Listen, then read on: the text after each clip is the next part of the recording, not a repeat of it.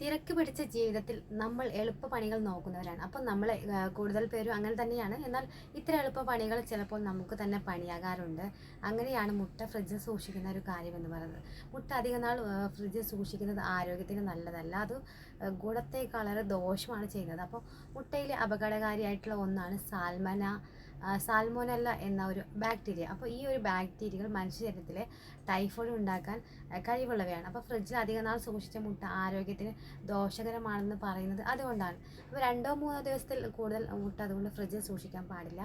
ഫ്രിഡ്ജിൽ വെച്ച ഏത് വസ്തുക്കളായാലും പുറത്തെടുത്ത് അതേപടി ഉപയോഗിക്കാനും പാടില്ല. പുറത്ത് വെച്ച് സാധാരണ ഊഷ്മാവിലേക്ക് ആ ഒരു പദാർത്ഥം എത്താനുള്ള സമയം നമുക്ക് നൽകണം. ഫ്രിഡ്ജിൽ നിന്ന് എടുത്ത ഉടൻ തന്നെ പാചകം ചെയ്താൽ ആഹാരം ദഹിക്കാനും പ്രയാസമാകും. അതുകൊണ്ട് തന്നെ മുട്ട ഫ്രഷായി തന്നെ ഉപയോഗിക്കുന്നതാണ് നല്ലത്. അപ്പം മുട്ട ഫ്രിഡ്ജിൽ വയ്ക്കുമ്പോൾ മറ്റൊരു കാര്യം കൂടി ശ്രദ്ധിക്കുക.